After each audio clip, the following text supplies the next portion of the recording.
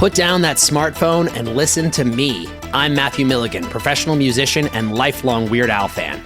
Each week, I'm joined by professional podcaster and close personal friend Matt Kelly to take a dive off the deep end into the vast career of pop culture icon Weird Al Yankovic on our show, Weird Algorithm. Along with some very special guests from the worlds of music and comedy, we tackle every song, every television appearance, and every bit of sketch comedy Al has produced in chronological order, covering the good old days of My Bologna and Eat It, the fun zone of tacky and white and nerdy, and everything in between.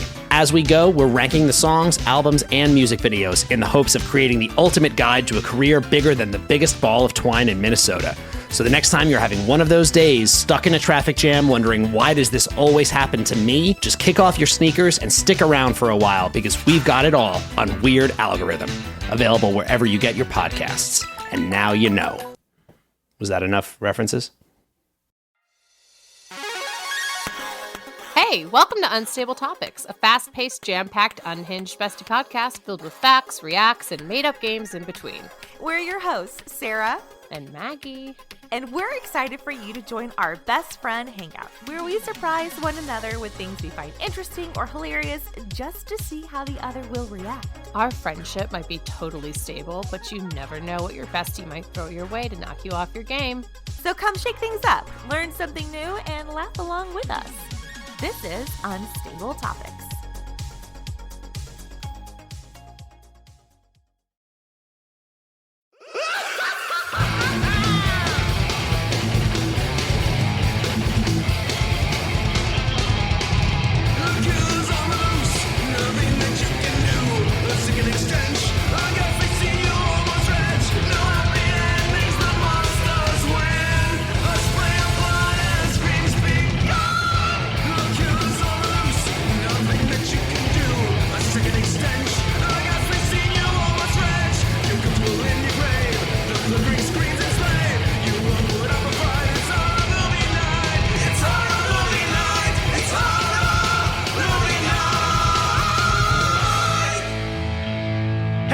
It's now December. Happy Christmas. And we are talking about a super Christmassy film picked by Kyle.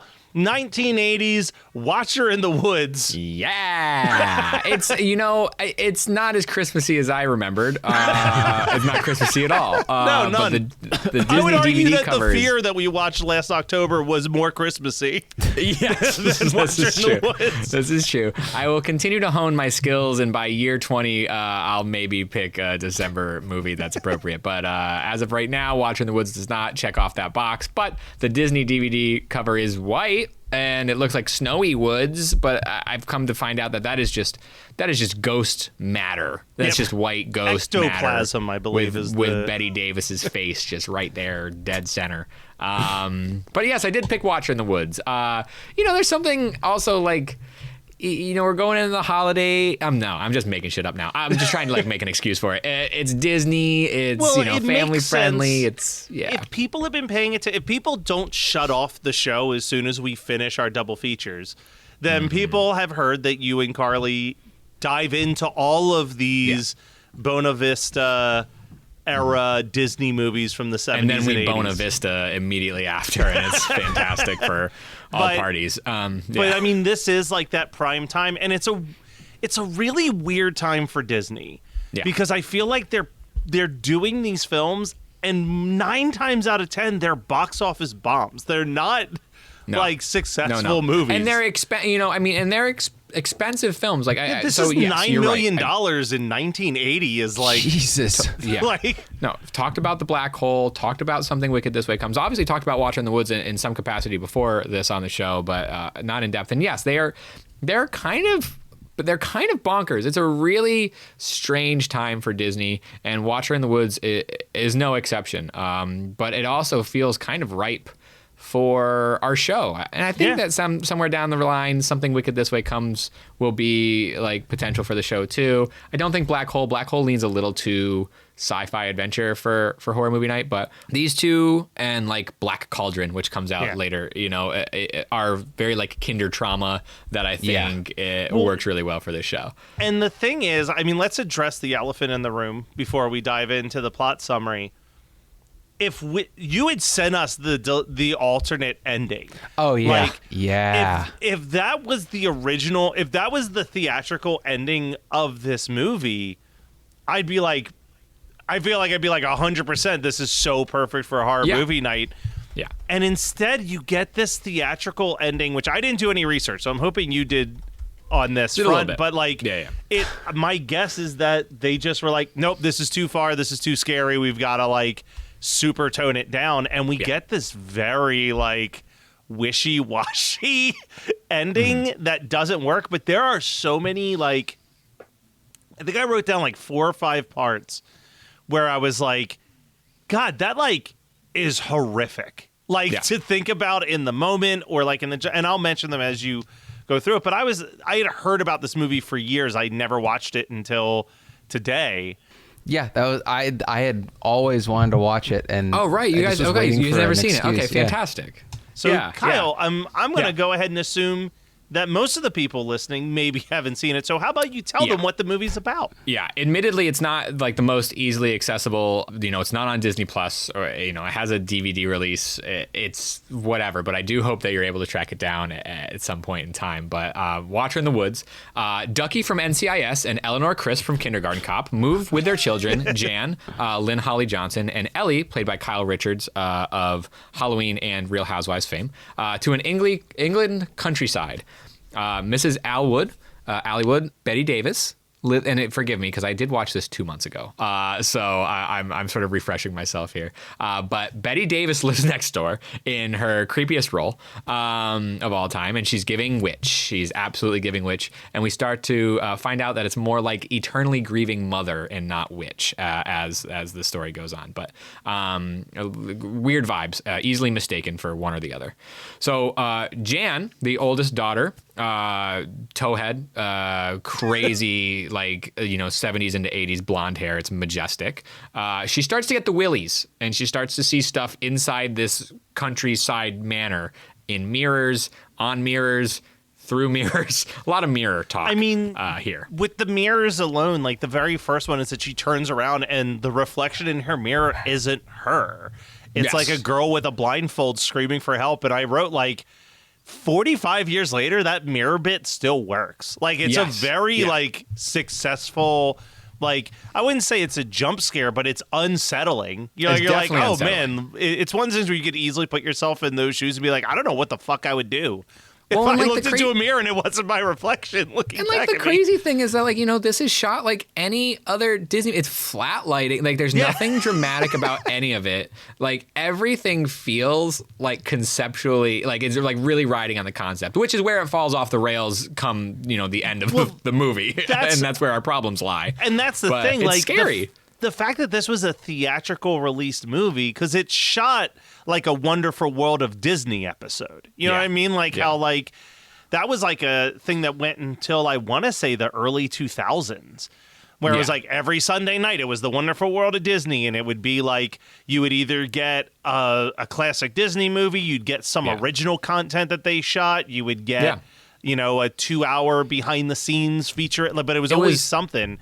But it was a way cheap. of doing the vault. That, like, it was like a way of like working this sort of Disney vault idea that worked out well. And I think that, like, one of this coming out, this coming out of the vault is interesting. I mean, I was surprised, just side note, I was surprised when they put like Mr. Boogedy on Disney Plus, and then Watcher in the Woods is not there. That they did that. You know what I mean? So, like, we're talking about the same sort of like, Disney horror content, but I think that this truly is kind of a fucking mess of a movie. But do you just like, no. Do you think it's possible?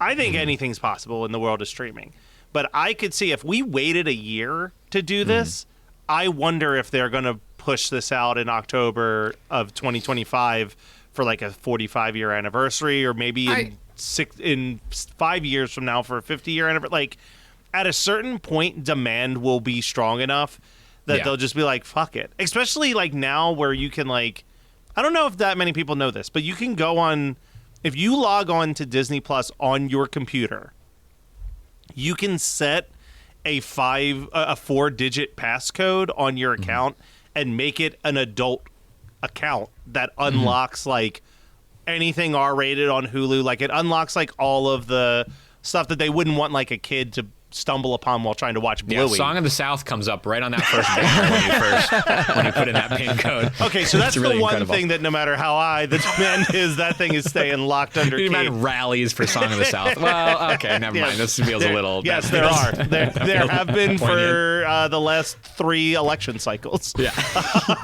But so besides reflections, besides creepiness, there's also a lot of like, what was that sound?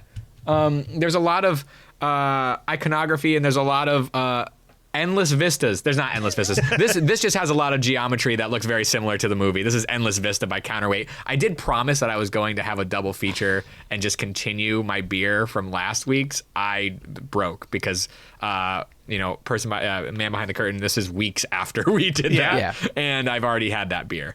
Scott, you look parched. Do you have something going on over there? I have Far From Home Alpine Negroni cider, because the Watcher in the Woods is very far from home, and also there are creepy woods in this. That's great. Alpine Negroni cider. Is it bitter? What are we thinking? It's quite good. Surprisingly, it's spruce and gin flavor, kind of like that's the flavor profile. Cool. Wow. That's really good. Oh. That's made by Graft, Graft. Oh, Graft. Yeah, Graft does like really wild ciders. It's very dry and tart, and it's that's good. I don't know if I'd buy a 6er of it, but it's pretty good. I'm gonna write that down because we get and it's very light. That sounds great. It's not like it doesn't feel. My biggest gripe is usually the alcohol content in these beers. And this is this says it's 6.9%, but it does not feel like it on your tongue. It feels like I'm just drinking like a watered down cider with kind of some piney flavors to it. It's pretty good. Impressed. It kind of sounds delightful. I literally bought it for very nice pick for Watcher in the Woods. I actually don't, because I had that hootin' and howlin', and I don't remember an owl now that I had made that choice. So Endless Vista at least has some I had other ones that were on my symbology. list too. That I actually made I had to categorize all of my beers for the show because I'm like forgetting what I have. And though I was gonna go with I'll just tell you because I don't know if I'll ever use it for. If I use it, we'll forget by then. But Doom Tree, which is it's some sort of like. I want to say it's a Kolsch style, but it's got elderflower extract in it and lemon zest. So it's like very flowery, but like I was like, the Doom Tree would be perfect for Watcher in the Woods. And then I watched it and I was like, no. Far From Home makes a lot more sense. And we'll get there. Yeah. No, great pick. Great pick. All right. So there's symbolism, there's geometric shapes, there's scary reflections, and then there is this decision to get a puppy, and then Ellie decides to name it Narek, which is not the name of an animal ever. Let's name this dog Neilbog. Yes, thank you. Literally, my next line, as we've learned in Troll 2, any unconventional name that starts with an N usually means something backwards. And the town gossip. We also meet Mike, a local boy, who has some town gossip for this newly moved in family, and that is that Miss Allywood's daughter went missing 30 years ago, and no one quite knows what happened. Ooh. So, we're figuring out this new living situation for this family, and Narek ends up causing some trouble by running into the woods, leading Ellie after him with Jan in tow, because you have a dog, you have a younger sister, and then you have this older sister that needs to save the day. Jan sees a blue glow in the water in the pond that's in the woods, and then nearly drowns. And it's hard to know if she can't get her act together or if there's other forces that are keeping her down. But Bette Davis comes to the rescue by hitting her hard with another stick to push her out from the sticks that are keeping her down. So we are worried that Bette Davis is actually a witch, but then it comes pretty clear. Like, it comes pretty clear in this movie that she's not, and it comes quickly. There's two things, right? First of all, I got to say the most fucked up shot in this entire movie is there is a shot of Jan's eyes open underwater with the most terror I've ever seen in someone's face. Yeah, but it reminds me of the Ted Danson from Creepshow, but more horrifying because it's like a teenage girl that does not seem like she wants to be doing this. No, I mean, underwater shots in 1979 when they were probably shooting this, like that's pretty wild for a. Let's call her 16. Yeah, crazy, gnarly. But also that this has the Bette Davis stuff. It is handled with. I've used this analogy before, but it's handled with the suspense of a Goosebumps book, where like the chapter ends on a cliffhanger, and then the very first sentence of the next chapter is clarifying that the cliffhanger wasn't that bad after all, and it was just everything was fine. Moving on to the next plot beat, because it really is like. They set it up where it's like, Bette Davis is trying to kill this girl. And then it's just immediately like, she needed to move you out from underneath that branch. And now she's going to tell you everything that we need to know exposition-wise about this creepy shit in town. It's very goosebumpy. You are 100% right. Like, and so we learn this pretty quickly that she is not the witch of the woods. She is not the watcher in the woods, like the title says. Actually, she has this terrible backstory in which she tells Jan that she has lost her daughter. Jan kind of looks like her daughter. She won't go into much more detail. But there has been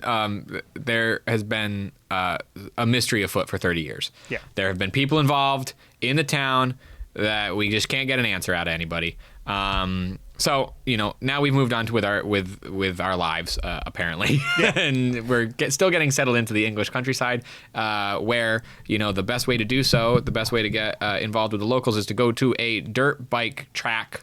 And go watch the locals race their dirt bikes. Mike, all the rage. Hunky Mike being one of them. All the rage. Boyfriend. It's like boyfriend time. Yeah. It's boyfriend time. You take a picnic lunch. You tell your parents, no, don't sit next to me. And you go off and you do your own thing.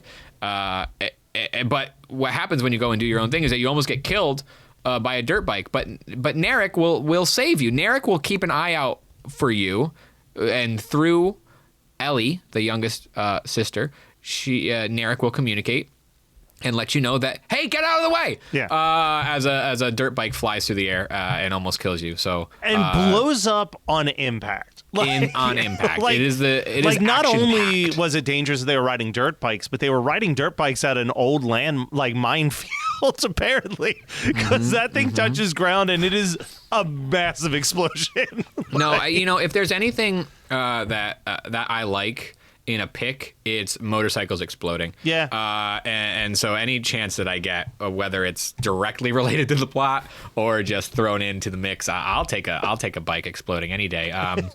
So that was great, but it doesn't really bother local boy Mike much. They just get in the truck and they go and deal. Like, listen, I come from a racing team, and if our car got wrecked in the race, that week, we're spending all fucking next week trying to like repair it and put it together like blue collar garage boys. And Mike is just like, I'll just never do it again. Like, Yeah.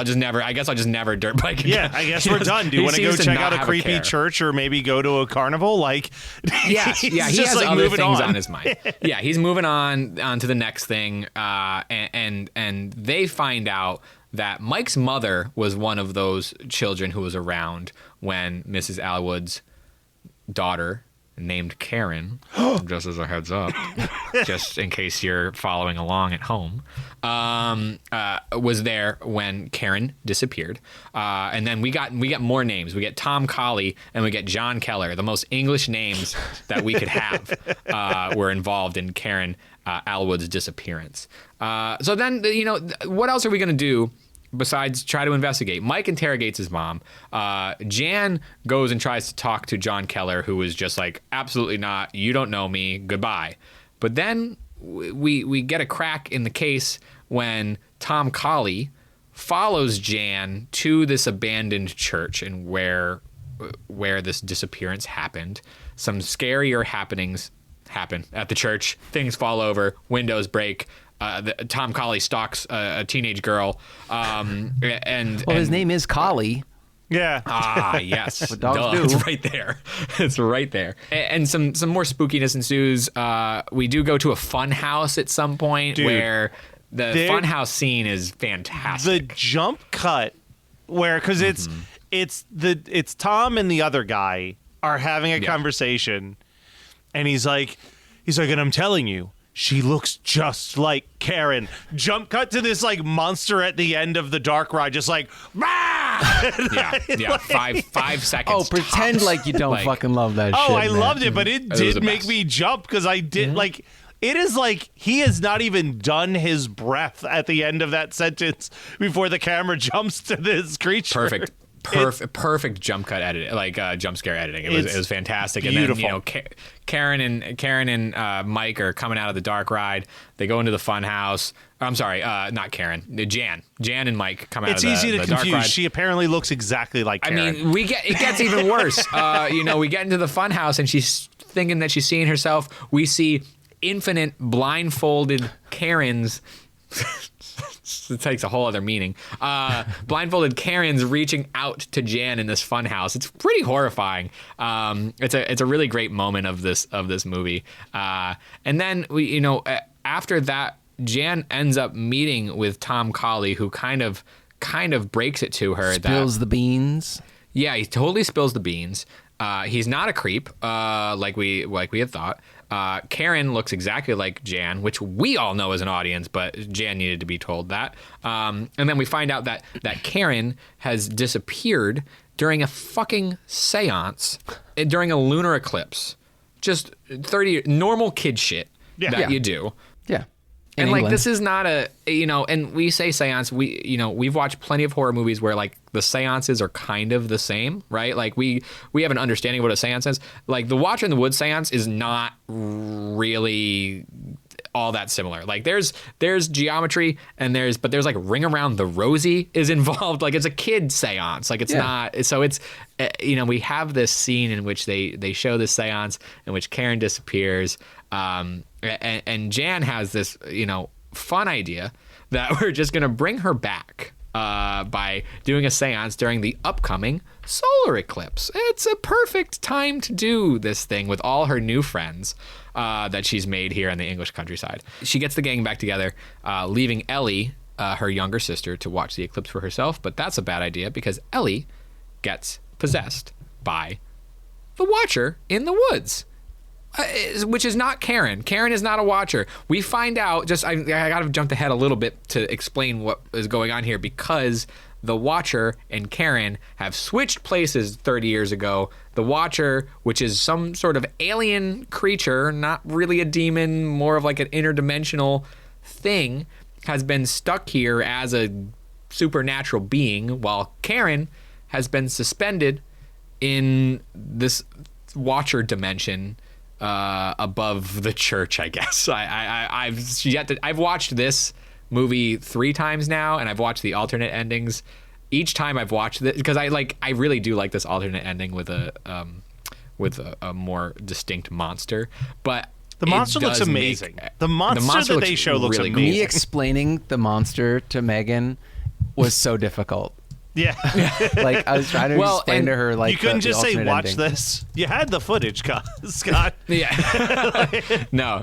She had no interest. You have to explain it. But they do a reverse seance.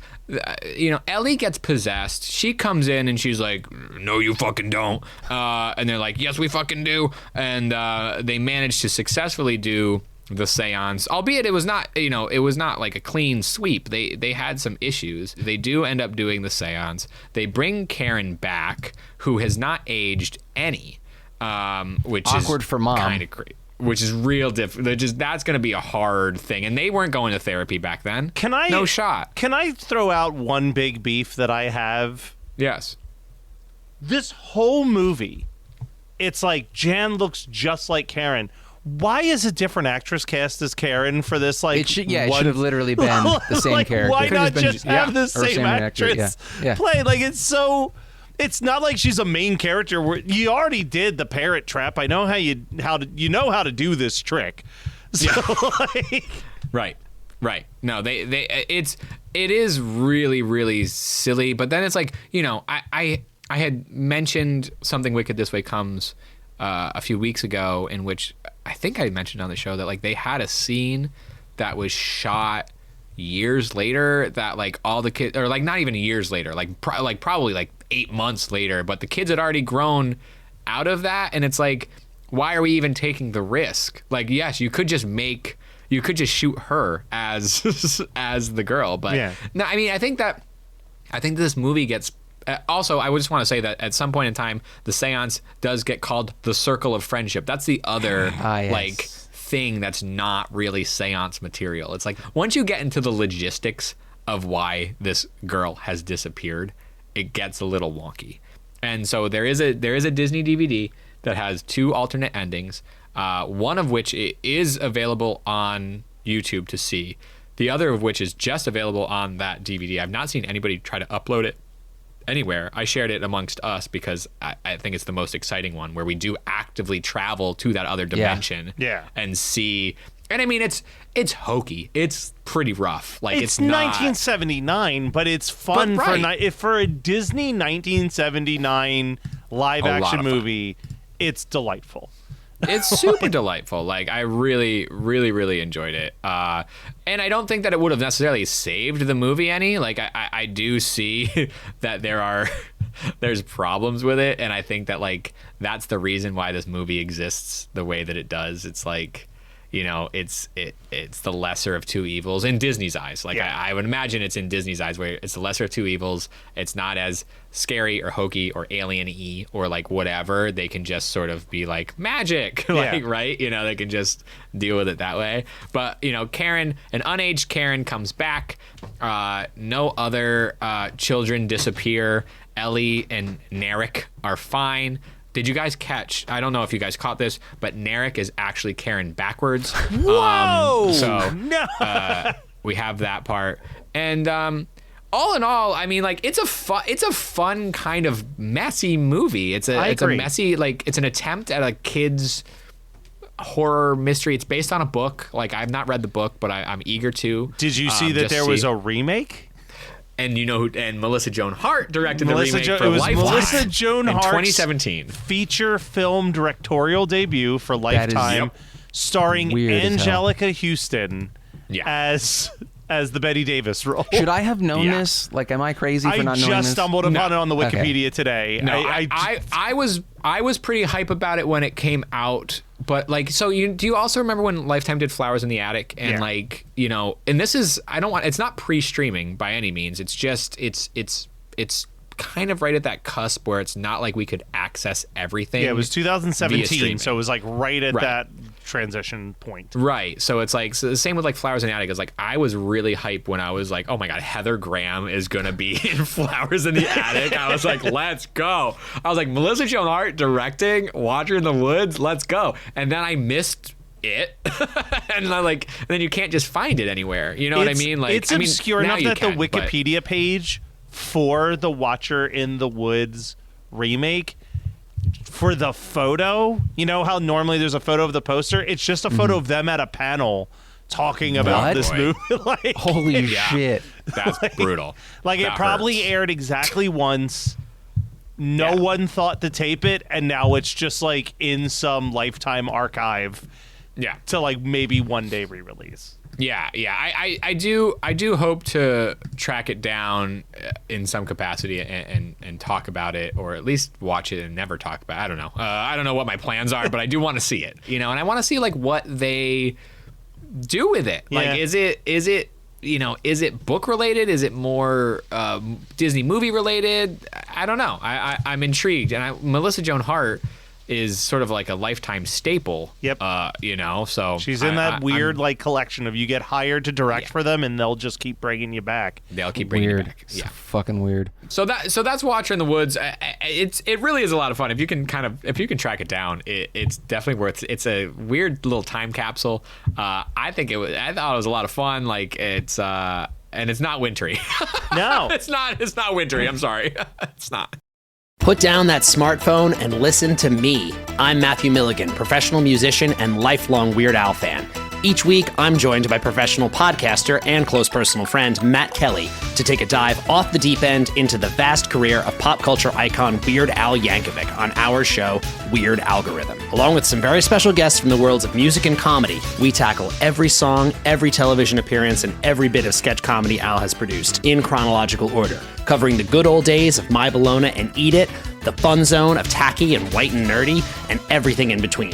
As we go, we're ranking the songs, albums, and music videos in the hopes of creating the ultimate guide to a career bigger than the biggest ball of twine in Minnesota. So the next time you're having one of those days, stuck in a traffic jam, wondering why does this always happen to me, just kick off your sneakers and stick around for a while because we've got it all on Weird Algorithm, available wherever you get your podcasts. And now you know. Was that enough references? Hey, welcome to Unstable Topics, a fast-paced, jam-packed, unhinged bestie podcast filled with facts, reacts, and made-up games in between. We're your hosts, Sarah And Maggie.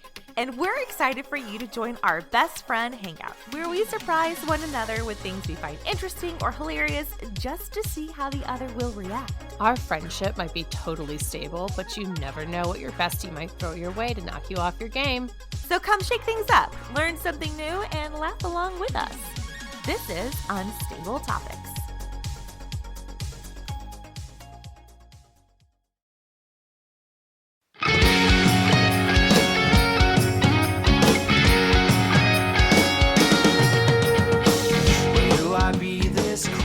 Hey Geekscapists, it's Matt Kelly here. You know me from my appearances on basically every show on the network, as well as the work that I do on our YouTube channel, Geekscape TV. And I'm here to let you know that on December 6th, we are having the 5th annual Geekscape Holiday Live Stream Spectacular. That's right, another 24-hour event of us going through all the different shows, hanging out with each other, and most importantly, trying to raise money for the Big Brothers Big Sisters of coastal and northern New Jersey. We've made it extra easy for people to donate this year.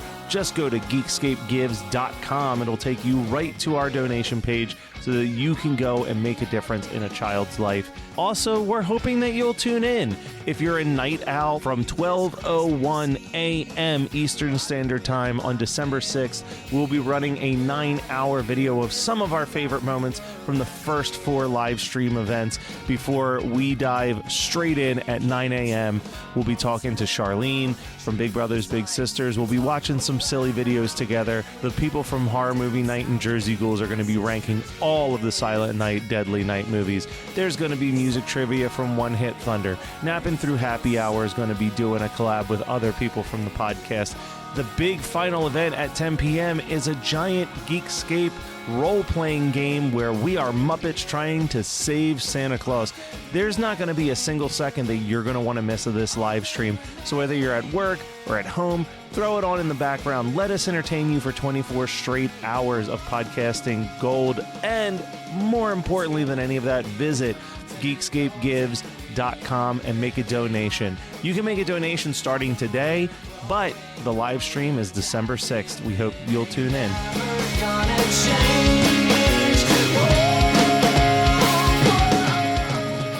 Well, Kyle, let's say you were showing this to some people and they were like, hey, I think I want to hang out for another 90 minutes to 2 hours, put on something else. Yeah. You know, I already mentioned it, but I really do feel like it is an important 1-2 punch to watch it with something Wicked This Way Comes. Like it to me, it's just right there. It feels like both film education and also what the fuck it happened. Like a time capsule type thing. So. And they both have like scary moments. This one not as much as Something Wicked This Way Comes, but you can see like the DNA being so similar. Yeah. How about you, Scott? I think I'm gonna go with Flight of the Navigator just because of that last scene. Nice. Yeah. Nice. I don't know if I would enjoy myself because I think I haven't. I know Megan and I have watched Flight of the Navigator once. Together, and that was probably the first time either of us had watched it since we were in single digits. So I don't think it really holds up, but it might be fun. But I have another one that's more kindertrauma that if you guys give me a chance after you're done with yours, Matt. Just It's definitely not my pick. So how about you just say what the other one is now? Beastmaster. God, because Beastmaster I bring up Beastmaster a lot. up. Because there's just one scene that if you see it out of context on a Sunday afternoon on the the local channel 8 or whatever, there are these winged monsters that they grab a guy, and it's so cheesy now, but they grab a guy and they with their wings, these giant bat wings, and they're holding him to their body and going like this, and he's trying to get out, and then he turns to bones and green slime because they have eaten him.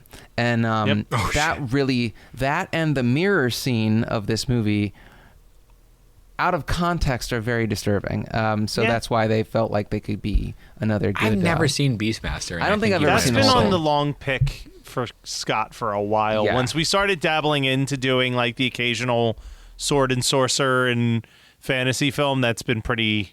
It's inevitable. That and Dragon Slayer, they're going to have to happen. Yeah, we haven't gone back to it. Yeah, Matt really recently, killed it with, or you killed it with the Sword and the Sorcerer, because there's no way to top the horror elements of that. I did pick the peak, and I didn't know that was a peak because I didn't know. I didn't know. I had no. Yeah, because we also have to get into the Death Stalker movies. There's some really terrible. The Death Stalker movie for sure. Yeah. With the Death Stalker, twins. I tried because I believe, I don't remember what streaming service they're on, but I tried to watch the first one, and they're incredibly offensive in a lot of ways. I mean, it's a Roger Corman film from the 80s that's 70 minutes long. Yeah, it's. I expected it to not be great. I don't really think that we can get through a Death Stalker on this show. All right. Oh, wait, no, the Death Stalker one isn't with the twins, right? I don't think so. The Barbarian twins. Oh, I don't know what you're talking about, Kyle. Well, We'll come Death back to Stalker it. 2. We also got to do Kroll on here. We did it as a Patreon episode we didn't do Kroll years on the ago. actual show. Yeah. I'd be fine with Kroll. Kroll is a lot less problematic. Yeah. So this is the most outrageous double feature I've ever come up with. But my double feature... It's a wild boast. My double feature is Student Bodies for no other reason than I looked up 3 different times to see if the actress that played Jan was the star of Student Bodies, because she looks and sounds exactly like her, but she's not. Dork. She's apparently an ice skater that had just started a year earlier in Ice Castles as her debut acting performance. Yeah, so. I was intrigued. I was surprised to learn that too, that she was just an ice skater who it's just like stumbled in the ice skating a little Let's bit. see you do it, Kyle. I can be a Jan, okay? You mean ice skating? Yeah. Okay, never mind. I can't do that. I can't do that. But yeah, I mean, I was at a loss for a pick on this one. I do love sort of oh God, I hope this doesn't come across bad to ice skaters, and I don't mean it that way. I just mean they were athletes who were becoming actors in the late 70s were not necessarily we're talking Jim Brown was in exploitation films, things the fact that there was one for a Disney film is and needed wild. to be a young person that was also an athlete. It boggles my mind. Yeah. Weird times. Very much so. Anyway. Well, guys, if you're listening to this episode as it comes out or the morning after, you should run over to youtube.com/Geekscape TV, because the Geekscape holiday live stream is happening tomorrow, Friday, December 6th. What? Yeah. That's crazy. Get That's excited. But in the meantime, if you're listening to this way later, you could still hang out with us anywhere. HMN Podcast is pretty much where you can find us everywhere on the internet, including our Patreon, patreon.com/HMN Podcast, or visit hmnpodcast.com because you can buy some sweet swag from us. We have a TeePublic. There's all types of places where you can support the show. Go and support it. And Kyle, before we fully wrap up and say goodbye, tell me something that you've read, listened to, whatever, that you were really digging. We're going to call this segment What You Digging. What you digging? Well, is that what we're going to do, Matt? The things that I dug most are what we're going to talk about on our Patreon. But I did. Okay, 2 things. I finally watched Late Night with the Devil. And I know that we had talked about sort of the controversy and the issues that we have or don't have or like are sort of wrestling with. Sure, right? yeah. Like with and I, man, it was really tight. It was really, really tight. And they like knew what they were doing. And I liked the things that sort of diverted from just sort of like they have these sort of cut scenes that are in between the live segments that do feel sort of like documentary-esque that I feel like they don't really like answer for, but I do think drives the story. And, you know, we've seen a lot of filmmakers and projects dive into something like this and do so successfully, probably not with this budget. Yeah. And it was cool to see that it worked out well. And the lead actor, the host, whose actual name completely escapes me, is really fucking good. Yeah. He's really good. Yeah. Really, really good. It wouldn't work if he wasn't so charismatic. Yeah, exactly. Like, you know, charismatic, and then also like, you know, we buy that he's at the end of his rope in a lot of ways, like that this is like a desperation thing. Like, you know, he actually acts as if there has been a full trajectory of career that we are now dealing with. And I think that that's really, really powerful.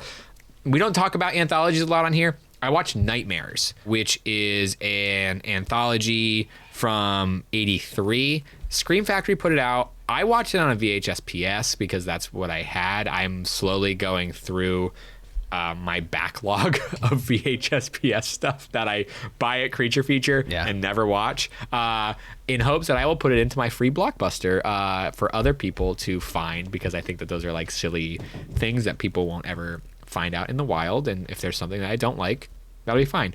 Nightmares is one that I'm keeping. It is an anthology. It's not great, but and there's no through line. There's no like connective tissue story. But there are two segments that I really like. One of which is Emilio Estevez is a arcade video gamer, and he actively gets trapped in a game, or the game actually comes to life within the arcade. And there's a really, really beautiful, like a really, really cool scene in which he is actively fighting. And this is 83, so we're talking like, you know, less than Tron graphics here, but where, you know, he is fighting the video game as it appears in the arcade, which is a lot of fun. And then there is one that is a giant rat. But the giant rat is in the walls of a family that is, you know, butting heads, that you know, mom and dad aren't on the same page. Younger daughter is like, you know, freaked out about like what's in the house, but is also like, you know, what is she freaked out more about? Is it her parents fighting, or is it the thing that's in the walls? Like, you know, there's a couple. It's not. And then there's a segment where Lance Henriksen is a priest who is just in the desert running from a truck that is after him. And there's a great shot of a truck just coming out of the ground, like, you know, like Tremors. There's moments of it that are fun. It's worth watching if you like anthology things. It's not necessarily, it's not great, but it is like, if you are like a sort of an anthology enthusiast and want to see all the segments that you can, like, I remember we did that draft for Patreon. So much fun. And like, I don't necessarily know if I would have drafted anything from Nightmares, but I definitely think that there's like one or two that would have been in my, you know, in my contending list. So Nightmares. All right. Scott, how about you? It's interesting that Kyle mentioned that Emilio Estevez segment in Nightmares, because my buddy had been telling me about this fantasy sci-fi. It's hard to pin down what it is, but it's a book series called Dungeon Crawler Kyle. I'm sorry, Dungeon Crawler Carl. Kyle got me screwed up. Damn. And all right, I want to hear about oh it. yeah, I'm so sorry. We can call Kyle's him Kyle. out. I've called him Kyle multiple times explaining it to Megan. But so my buddy had been saying, you got to read it. It's so good. It's being turned into not only a movie, but also a TV series. And I don't know why they're doing both, but apparently they're doing both. There are now, as of the release of this, there are 7 books in this series. And they're not like little books. Like the first book, which I finished, called Dungeon Crawler Carl, it's by Matt Dinniman.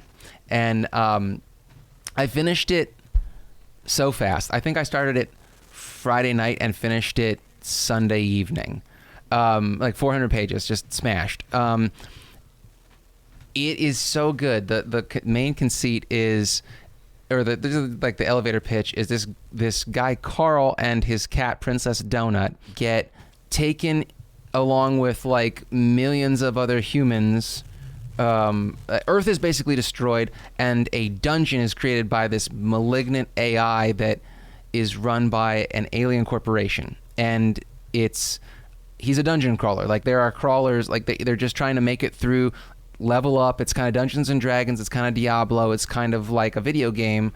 And he's got like a heads-up display, but they also use potions to heal themselves, and they get spells and they get power-ups and cool shit like that. And there are goblins and there are killer bugs and all this stuff. And you would think that, at least for me, like I've never played Dungeons and Dragons because the battle system seemed too unwieldy for me to learn as a kid, and because I was going to learn it by myself. I didn't have any friends who were like, let's play D&D together, and so I'm too old for it now. You would think that a book that kind of builds its own battle system, but it builds the battle system off of kind of, if you have an even pedestrian understanding of D&D or like roguelite type games, literally any video game. It's very intuitive the way that he explains it. You would think that it would be dry, but it's super fun.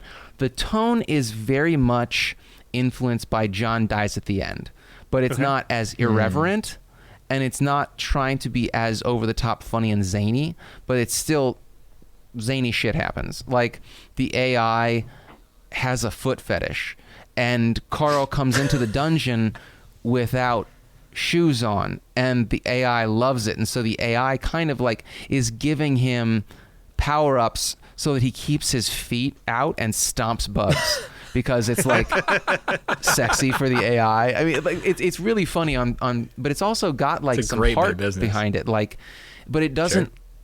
The traumatic portions of it are kind of injected in such a way that they're not heavy-handed. Like I tried to read The Rift by somebody I can't remember. I got 20 pages in and I was like, this is so heavy-handed. This is so, like, grief horror is so fucking dour, and I hate it.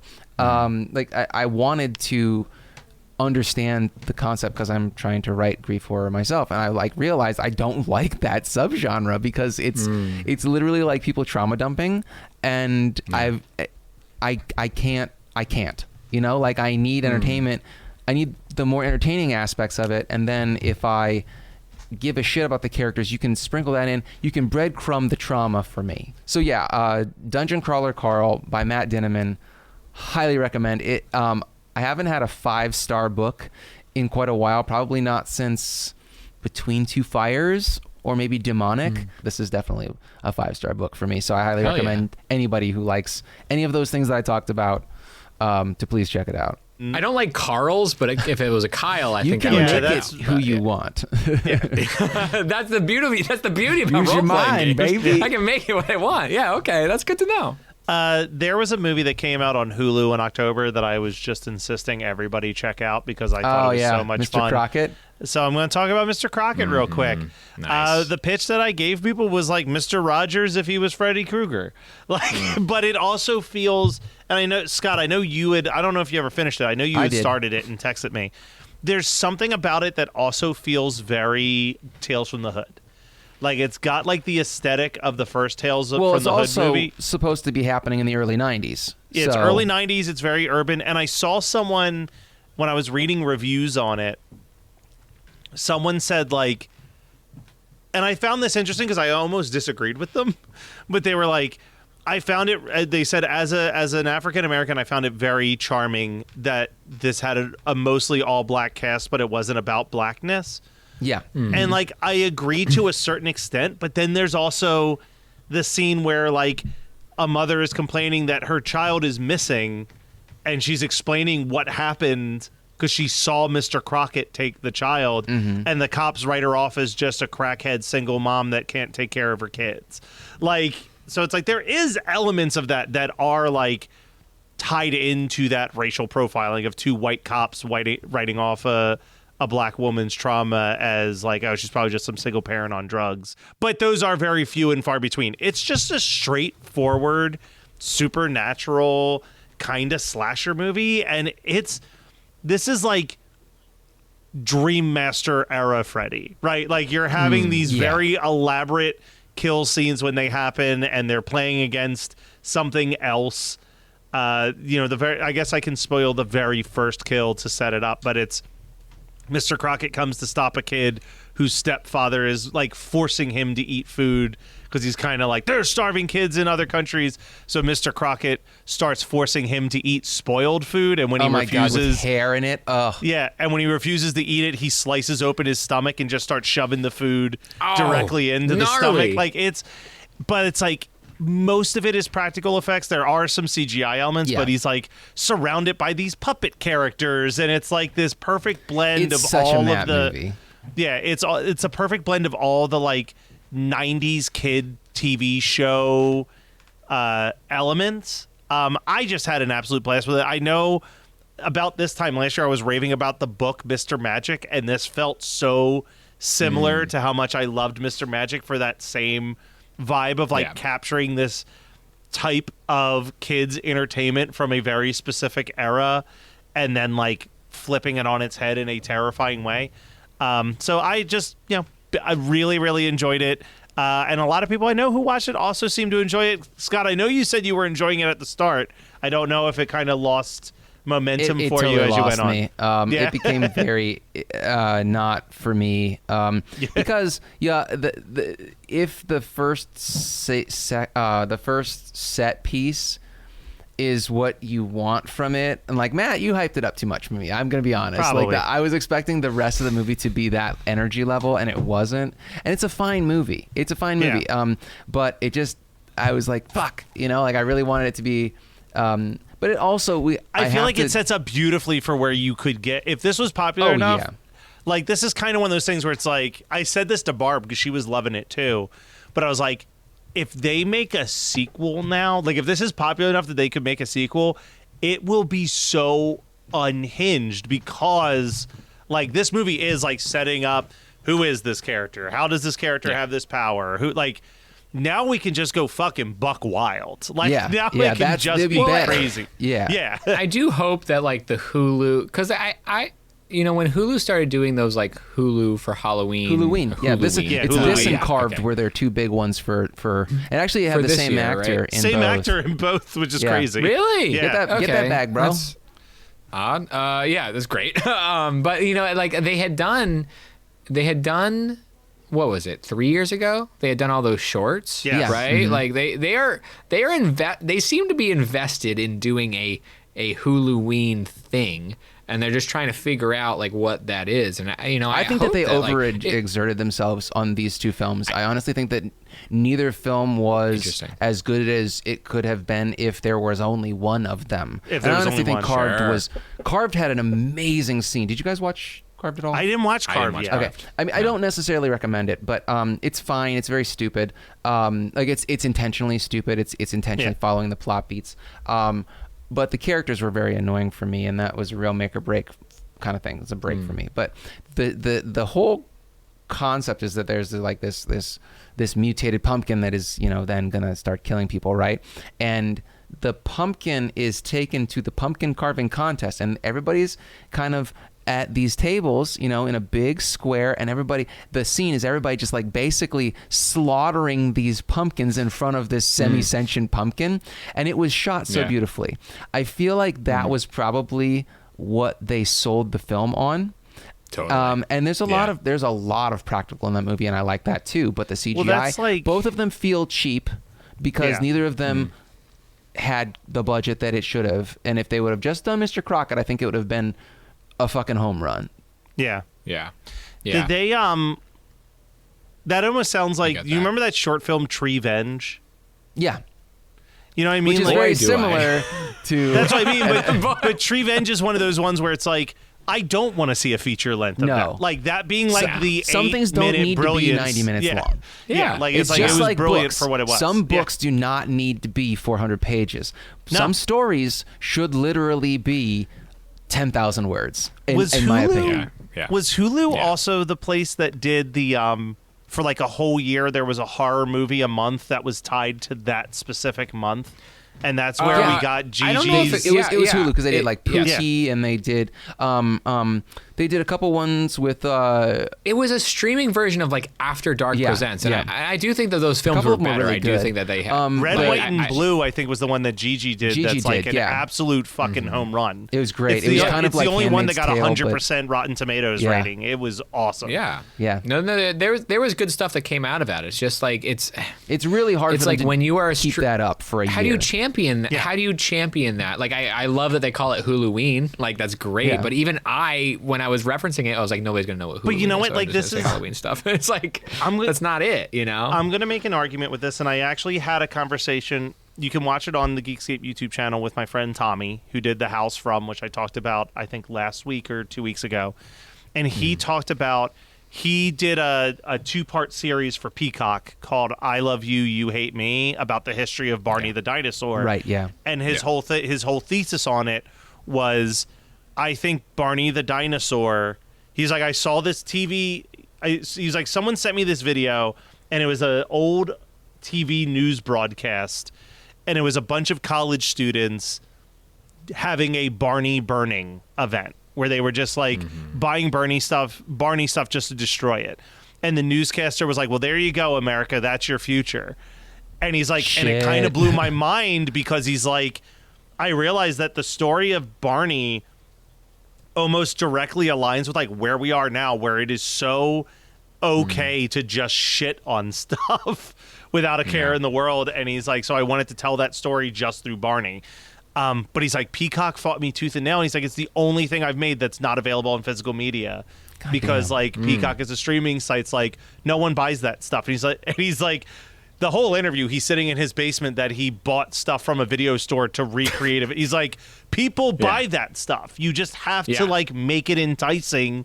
Well, to and own like that that's stuff. the thing is like that is right. That is 20 $30 bucks. Yeah. Right? Like that is 20 $30 like fucking whatever. That's $15, $10 on whatever the profit is compared to what is your subscriber paying that you are getting. Like what is that? What my point is like when Red, White, and Blue came out on Hulu, I think I probably said it was my favorite horror movie of that year, and I have not watched or thought about it since.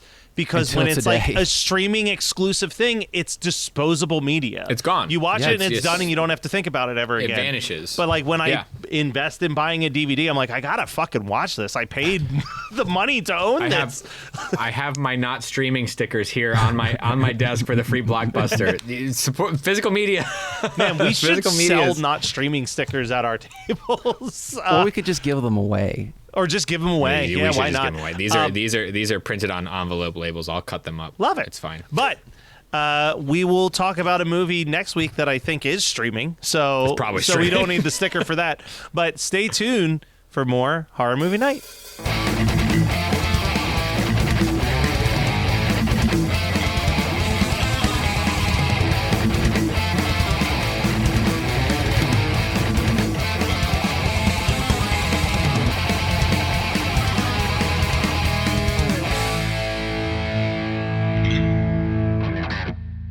Put down that smartphone and listen to me. I'm Matthew Milligan, professional musician and lifelong Weird Al fan.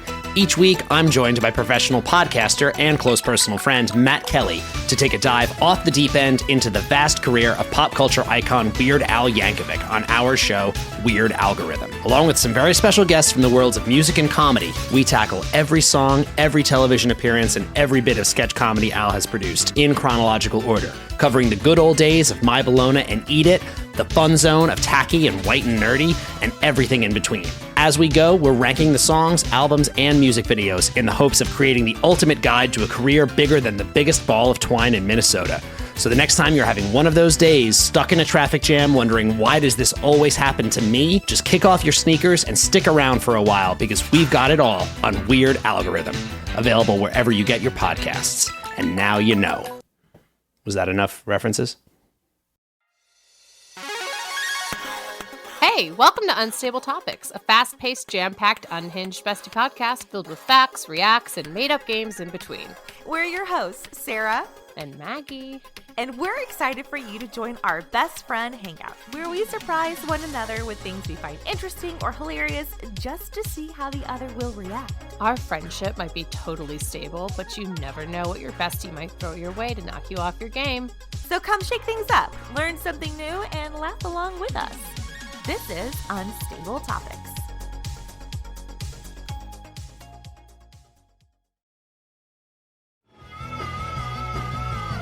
You're listening to the Geekscape Network.